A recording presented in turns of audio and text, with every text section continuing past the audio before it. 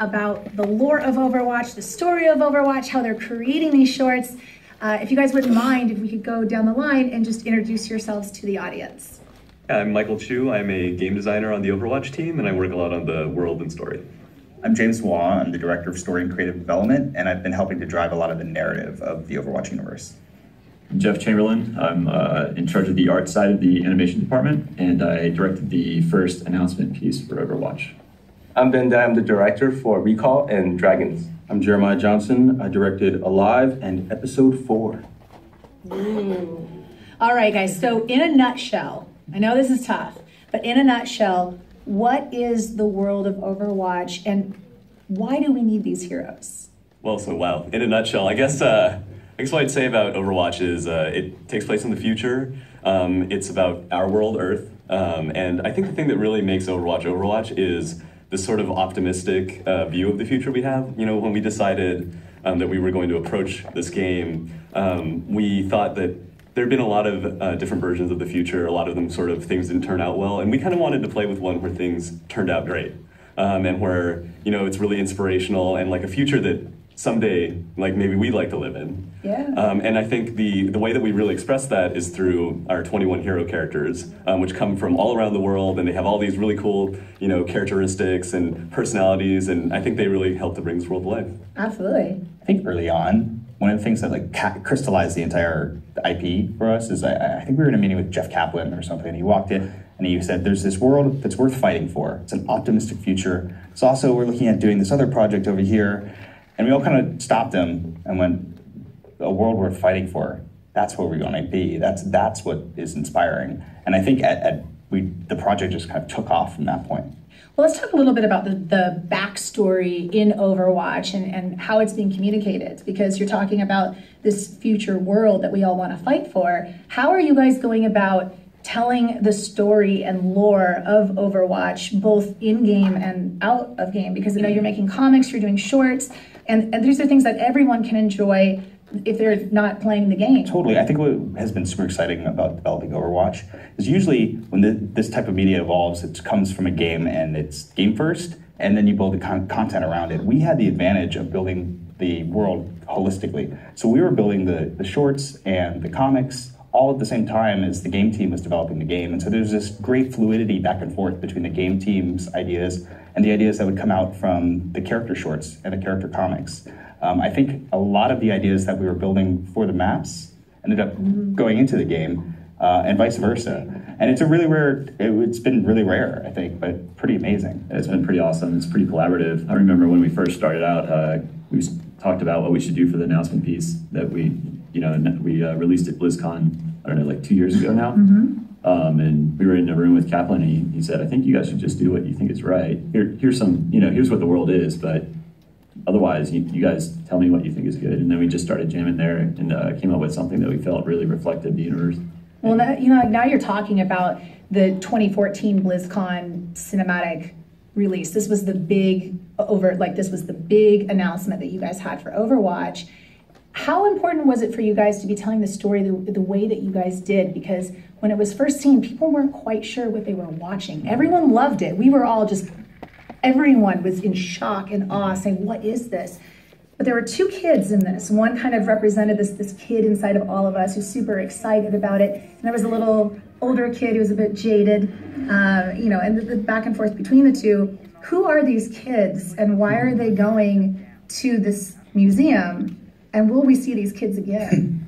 That's a good question. You know, it's funny, like James said earlier, we'll put stuff into our cinematics that end up going into the game and vice versa, obviously. So as far as whether we'll see the kids again, I think it's still to be determined. I don't think we've had any official discussions on whether that would happen or not. But they're going to become supervillains, is what she says, the world needs more heroes. Right. And we cut the line where the kid said, and more villains. But there's been a lot of talk about bringing the kids back, but nothing official.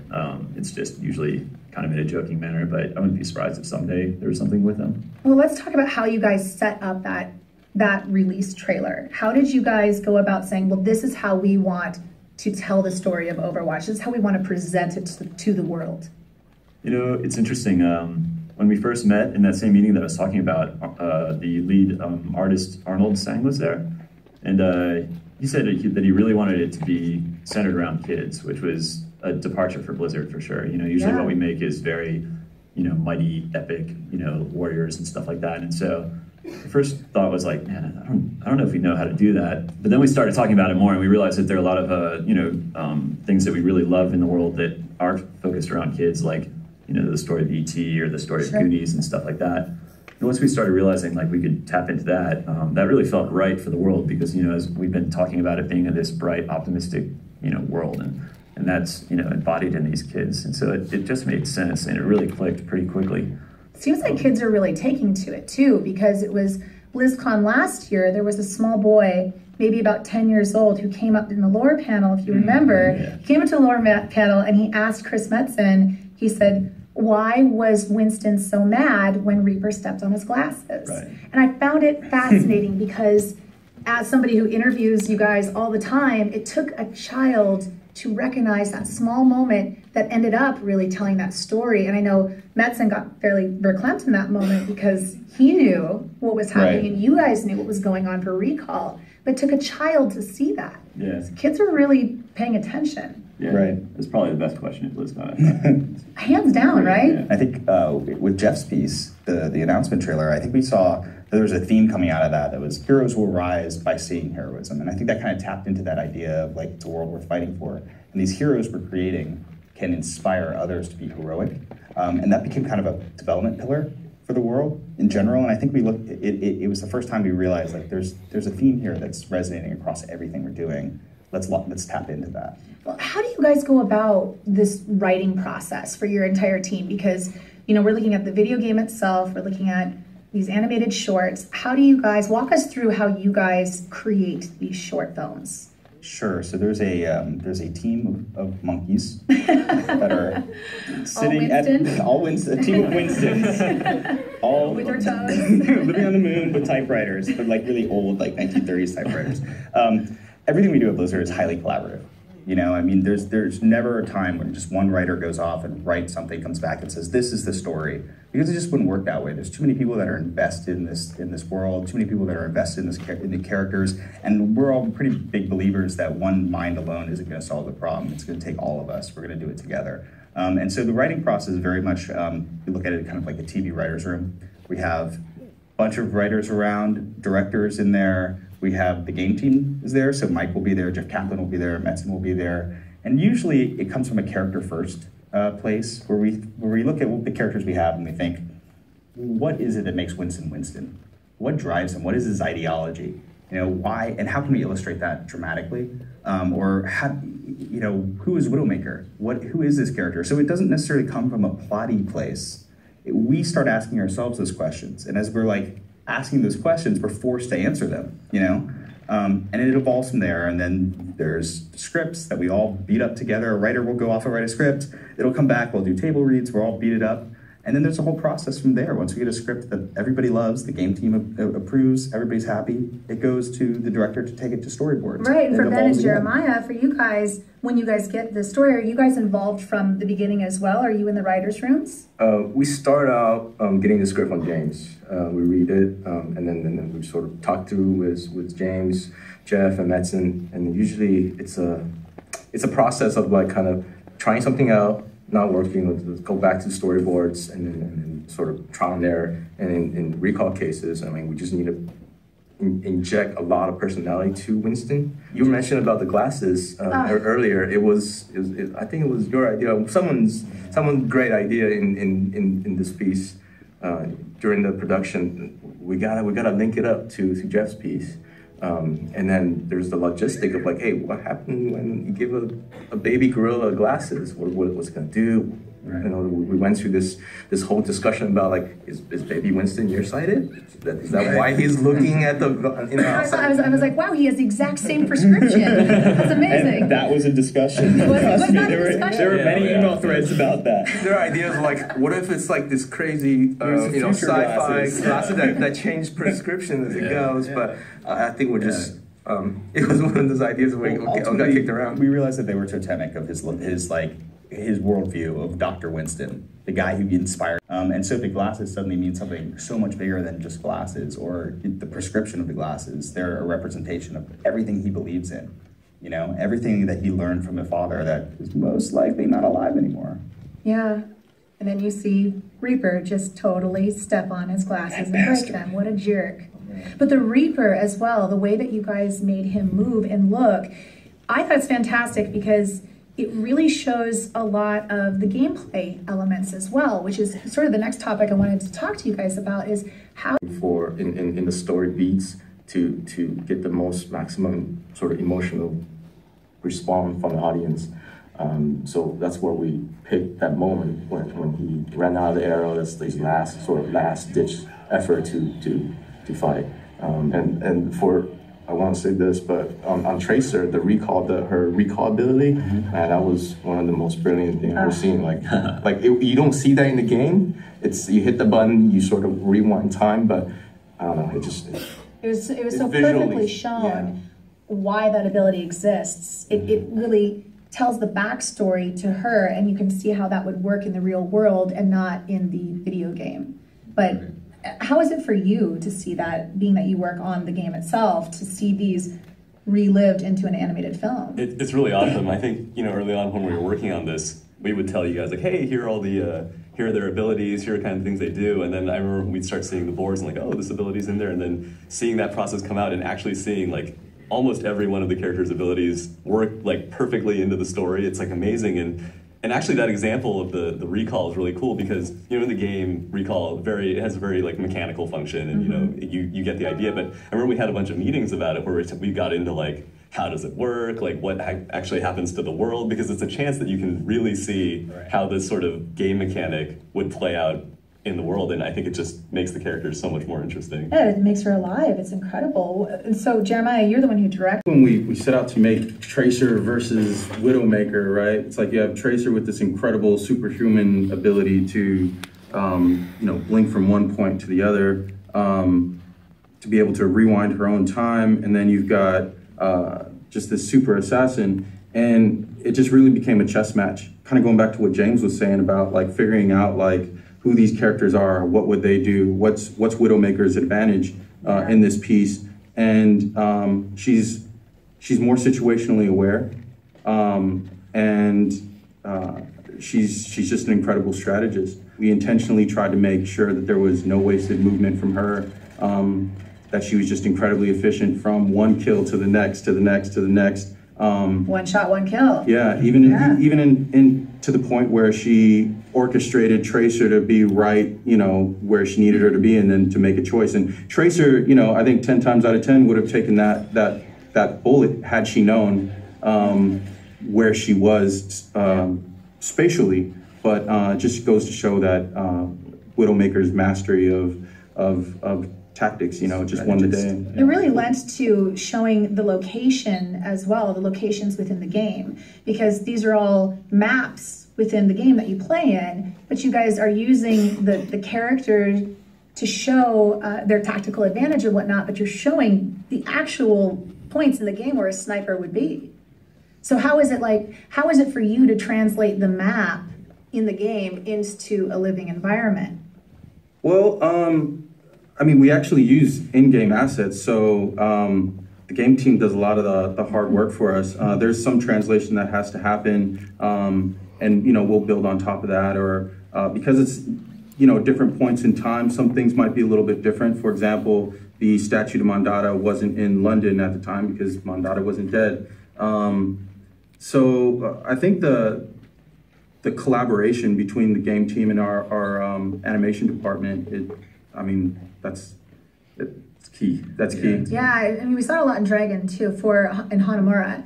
To me, I go in there and I'm like, oh, well, that's where I set up my turret, and I see this point, but then when I actually go in and you see the emotion that's behind that place, you see why this location means so much to Hanzo and Genji.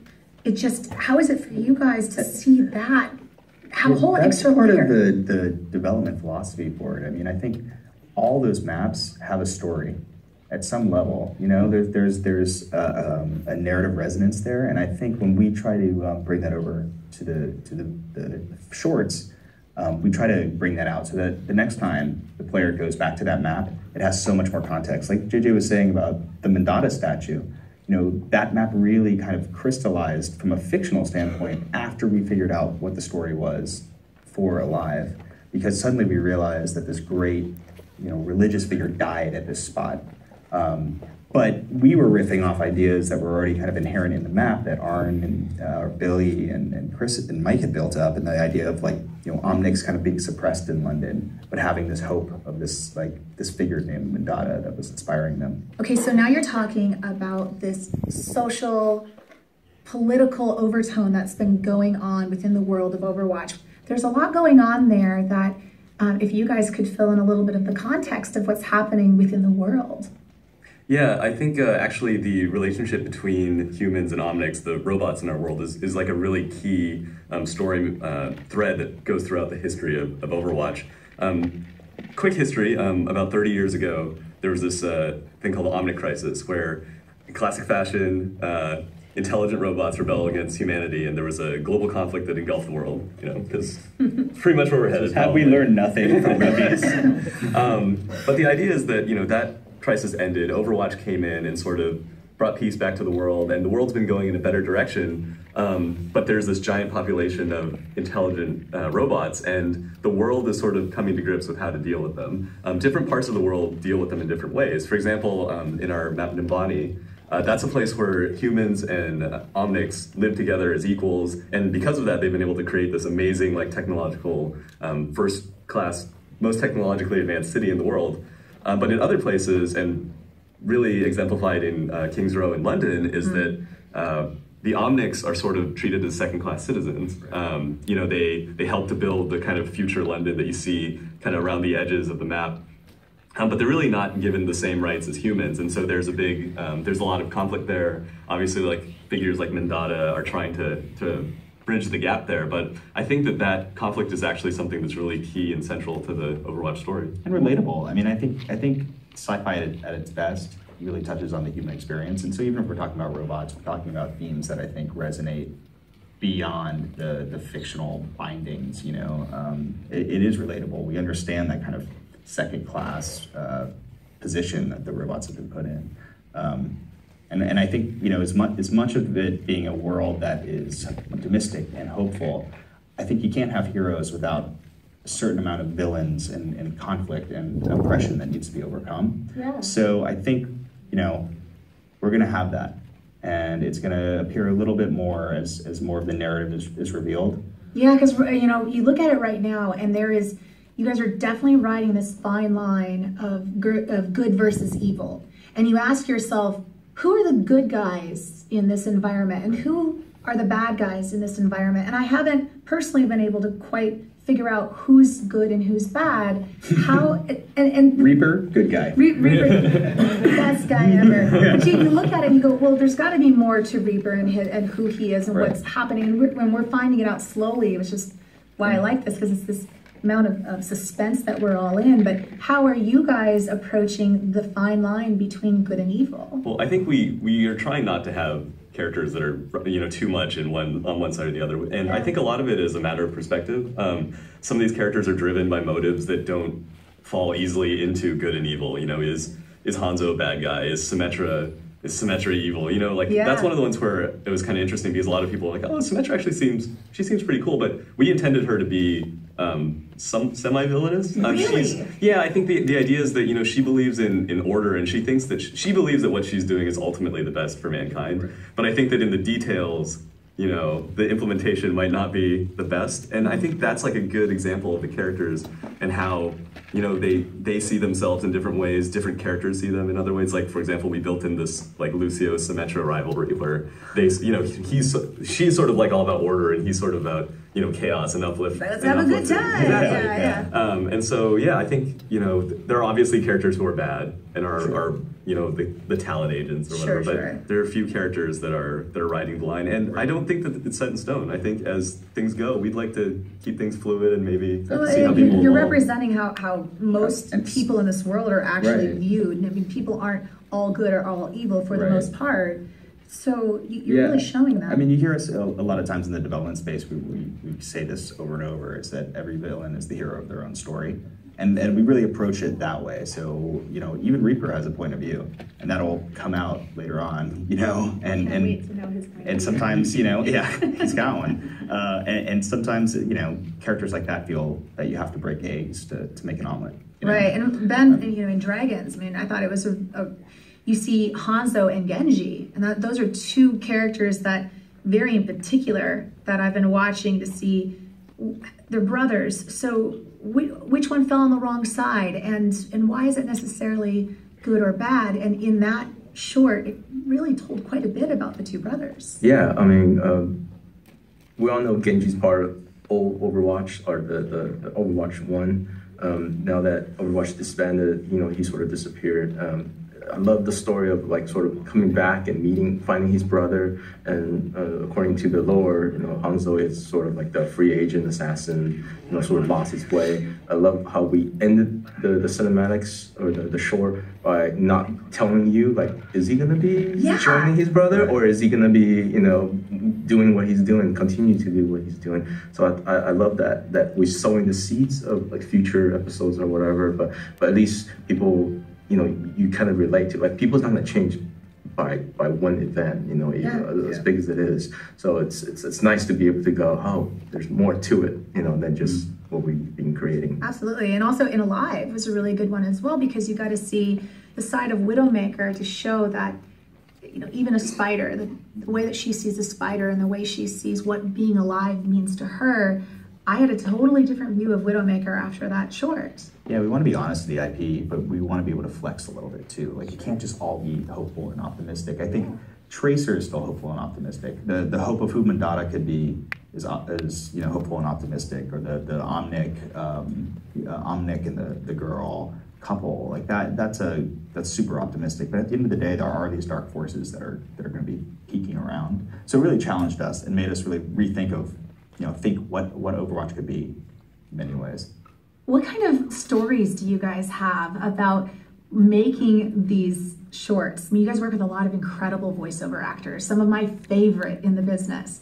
What was it like to be bringing these to life? Are there any great moments that you can remember? Oh yeah, so the grandfather, the voice narrative behind all the scroll works are Terry Tagawa, which is, you know, he's famous for Rising Sun, Mortal Kombat. I was watching him when I was a little kid, so when I saw him, I got starstruck, and I took a picture with him. But what he brought to the piece was just a sense of this old grandfatherly voice. You know, when he get in the booth, he had this big jacket on and a sweater. I remember really clearly because he took the jacket off, but he left it like kind of draped over his shoulder. And then he got into this really like samurai pose, and then he just bellowed all these lines out like it was meant for him. Wow. And what he brought to the piece was really solidify all the voice acting, all the meaning behind these scroll works that just really brought the piece to life. Well, the voice acting across the board in Overwatch has been phenomenal, both in-game and out of game. I know it's the same actors throughout, but it has just been so perfectly on point. For you guys, in creating all of this, what inspires you? What stories do you guys have that inspire your universe, or what writing has inspired your universe to create Overwatch? For me, one of the things I think is really great about Overwatch is that since it takes place in our world, I can draw a lot of inspiration from stuff around us. One of my favorite parts is when we decide we're going to explore a new character or a new location is I go into like a research phase and I try and consume all this different, you know, popular culture or like history, mythology, and then just try and find things that'll work. Sometimes it's crazy what you'll get the inspiration from. I remember one of the earliest conversations I had on the project was with Arnold Singh, our assistant art director, and we were talking about Hanzo and Genji, and I pitched to him, I was like, okay, you're going to think I'm crazy, but I have this idea for the backstory of these characters, and it's sort of based on Jiro Dreams of Sushi, which is it's a food documentary about this awesome sushi chef, but there's a relationship there between two brothers, which I thought was really interesting. I said, like, you know, maybe Why not? So you never That's know. awesome. But yeah, I would say primarily it's just the world around us is a huge inspiration for the game. Yeah. I did not know that. Now that I see the connection, it's like, I saw the We have to go back and read. It's a little different. Their swords aren't as big. I mean, one of the things They're one of the things that's so cool about Overwatch Generals, it's an IP that we can really tell any sci-fi story. I think we do that a lot at Blizzard. WoW is a fantasy world that can tell any fantasy story, whether it's like high fantasy or sword and sorcery. And I think what's exciting about that for us is we are like ravenous consumers of media. You know, we take in so much content because we love it and we're passionate about it, and we're kind of nerds. No way. Well, not these guys, but so we take in all that content, and I think what Overwatch is reflective of is how much it's inspired us and how much we've taken the best of it and kind of made our own jambalaya and made something completely new out of everything that we've taken in. I just want Overwatch Jambalaya now. It's licensed product. Well, visually too, how are you guys inspired to do the short films? Or is there anything in particular, any particular filmmaker that you guys really look up to? Well, for me, I grew up watching anime, you know, Saturday morning cartoon G.I. Joe. So for Hanzo and Genji piece, you know, to me, it's the ultimate fantasy came true, right? Like I want to do a ninja samurai short, and I get to do it. And incorporating everything I've seen so far, you know, that was embedded in my childhood, and be able to just make something that's like the ultimate dream. I actually remember sending you the script, and I know I gotta do it. The reply email was just all caps and bold. Pick me. Ninjas! Exclamation point! Exclamation point! Exclamation point! Well, I asked Jeff. I'm like, hey, you know, after recall, I was like, what am I gonna do next? He said, well, you got this 2 options. I go, for sure, ninja. You just gotta put me on ninjas. Yeah. You know, in the animation department, we're always sending each other little clips from scenes that like are, you know, moving in a way, one way or another. I think we're always trying to find something that like captures you in some way emotionally, pretty in a strong way, right? And so when you see that outside in a TV show or in a movie or anything like that, then we make it a point to say like, hey, did you see this one scene from whatever? And we send it out to each other and just kind of learn from that. Not only, I would add not only external inspiration though, but I mean, we've got, I think, some of the most talented people in the world working at Blizzard. And at least when we tackled Alive, I went back and watched the original intro piece, cinematic that we did, and camera work was like one of the biggest things in terms of how the camera and the choreography are, the ballet of that violence, right? And so, oh, I love that, the ballet of violence. we were really intentional about like, okay, you know, that's the standard. How do we, you know, meet that or improve upon that? And so when we approached the Widow Tracer battles, we were like, okay, this has to feel crazy. We have to bring the audience into it. The cameras have to be really dynamic. So I would say even the inspiration comes from the people next to us as well. All right, so we are about to watch the premiere of the next Blizzard animated short. Can you guys give us any kind of clue about what we are going to see? We're all soldiers now.